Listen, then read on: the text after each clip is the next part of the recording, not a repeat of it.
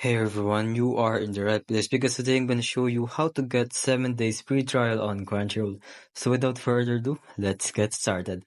Alright, so first of all, go to Crunchyroll app on your device. If you don't have an account yet, tap sign up and create a new account using your email, Google, or Facebook.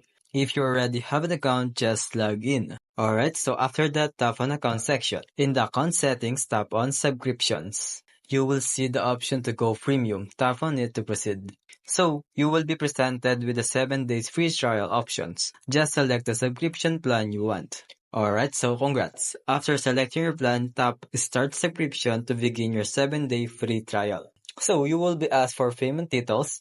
Don't worry, you won't be charged until the trial period ends. Once your payment information is entered, your free trial begins. And you can now enjoy all the premium content on Crunchyroll. And most importantly, remember to cancel before the trial ends if you don't want to be charged for the next month. Alright, so I hope this video helped you out. Thanks for watching and take care.